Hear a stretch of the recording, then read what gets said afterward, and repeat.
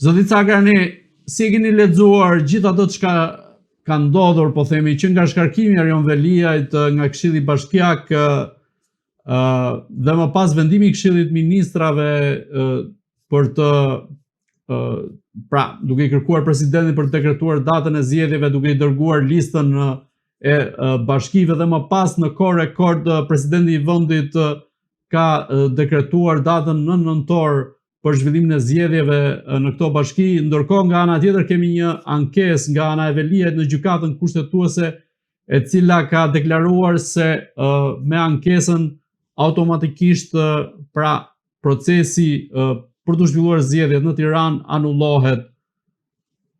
Çfarë po ndodh në këtë rast? Po shkelet kushtetuta?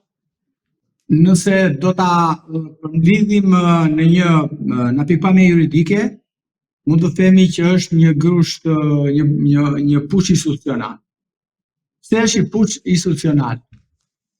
Nëse do të kthehemi tek momenti ku Këshilli Bashkiak u mlodh me detyrim nga kryeministri, edhe kjo është një shkelje tjetër, që ata të thirrnin mbledhjen të jashtëzakonshme, të paplanifikuar, vetëm për të shkarkuar kryetari zotin Arion Velia.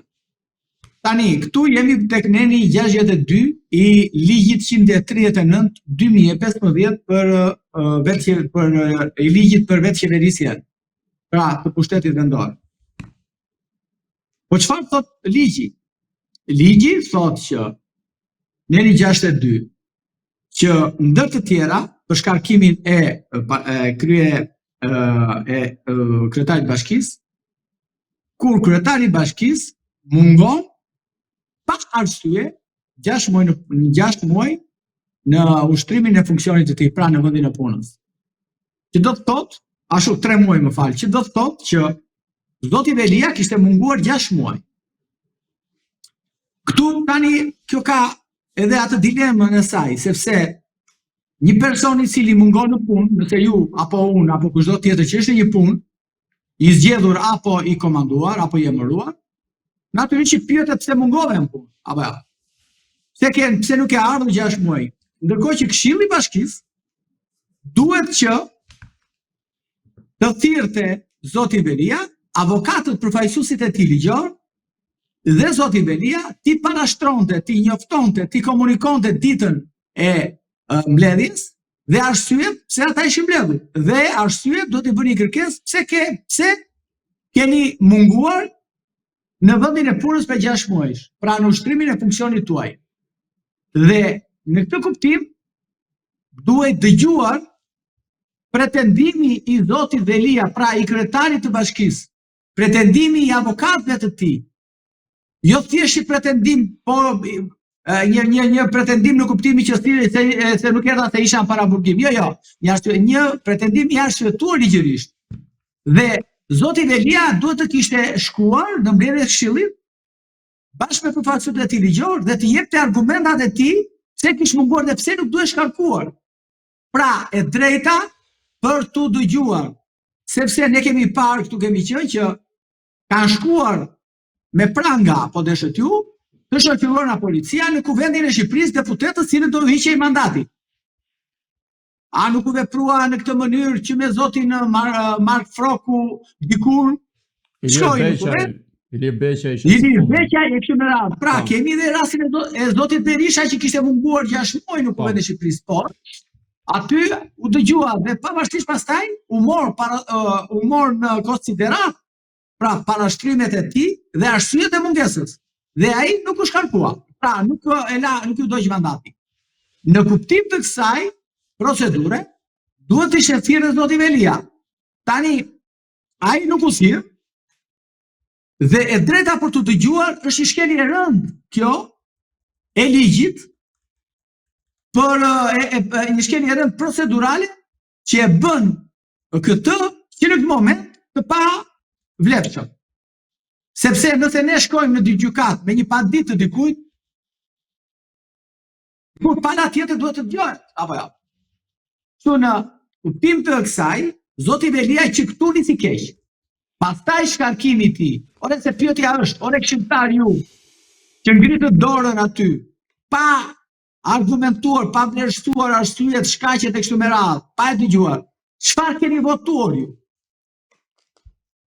Dhe shkelja këtu ka filluar. Pastaj shkon tek kryeministri. Dhe kryeministri, në detyrimin e tij ligjor, duhet patjetër të bënte një vlerësim të rrethanave pse kryetari i bashkisë kishte munguar dhe pse Këshilli i Bashkisë kishte marrë vendim. Pra, këshilltarët ligjor të kryeministrit do të bërë një vlerësim të kësaj situate. Flasim ana ligjore, pa ne dim se është shkarkuar, ne nuk kemi nuk dim fare, ne këtë dim. Unë flas anën ligjore, nuk po flas anën politike, mëllefet e kështu me radhë, arsyet, konjunkturat e kështu me radhë. Unë po flas anën ligjore. Tani kryeministri e firmosi. Tani këtu firmosi shkarkimin e tij, pra pranoi kërkesën e këshilltarëve të Bashkisë Tiranë, që zoti Velia të shkarkojë. Mirë po, ç'a ndodh? Ky është një rast i cili nuk ka ndodhur më parë, ku një kryetar bashkie të shkarkohet nga Këshilli i Bashkisë, sepse ai ishte në një procedim penal, sepse prezumimi i papajësisë është një e drejtë e garantuar kjo një institut më vete në të drejtë penale, në procedurë penale, në Konventën Evropiane Kushtetutë e kështu me radhë. Pra, instituti i pafajësisë prevalon mbi çdo gjë tjetër. Dhe në kuptim të kësaj, zoti Velia, mënyrën e shkarkimit të tij, padyshim që do ta çonte në gjykatën kushtetuese. Sepse është kushtetuese dhe kushtetuta duhet të shpreh për lishmërinë, është i lishëm, nuk është i lishëm, ose është për ta gjykuar gjykata kushtetuese, ose nuk është për ta gjykuar gjykata kushtetuese, po jo siç thonë disa juristë që duhet goditur gjykatën apelit administrativ, sepse akti normativ, akti VKM-ja kryeministrit goditet atje. Jo.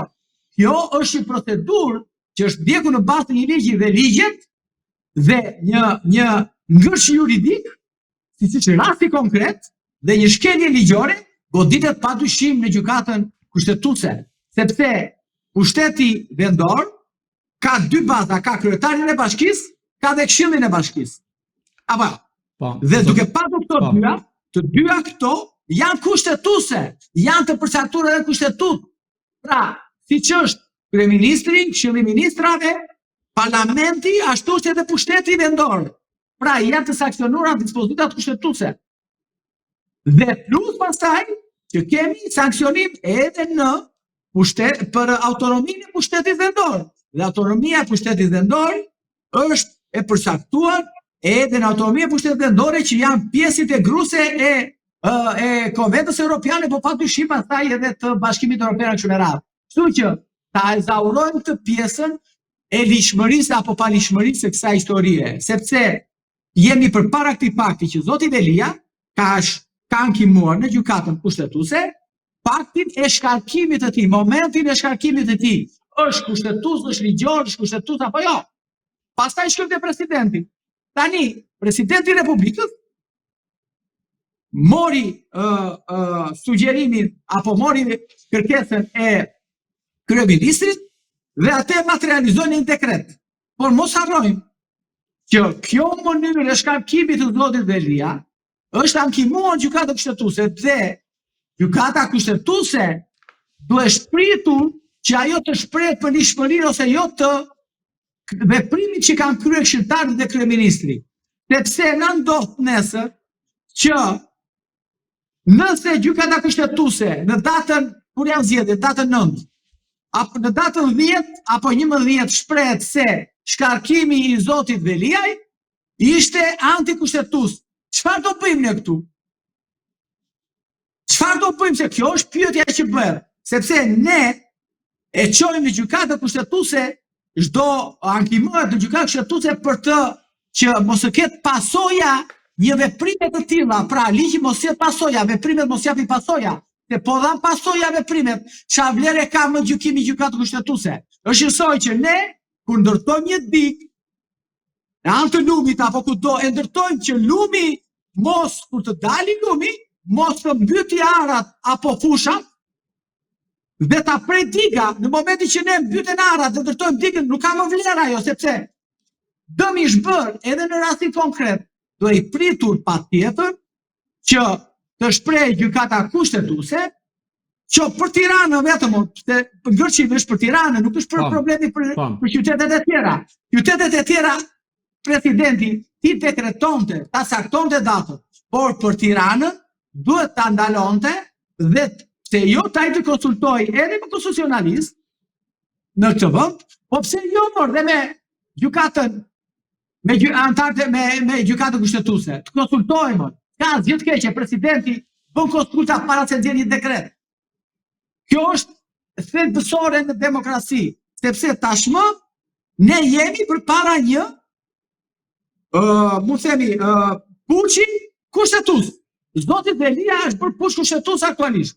Nuk po i futemi kush është zoti Velia, të mira, të këqija, dikush e do, dikush e urren në kështu me radhë. Ne po flasim për anën juridike të zotit, të shkarkimit të zotit Velia. Kështu që unë mendoj se në kuptim të kësaj, por dhe të konventës europiane për deshët ju, prezumimi i pafajësisë që ka thjellë që nuk është marrë parasysh që nga Këshilltarët Bashkia ka kryeministri, mendoj se është institut shumë i rëndësishëm ku gjykata kushtetuese duhet do ta marrë parasysh edhe shkarkimin e tij, pra mënyrën e shkarkimit të tij.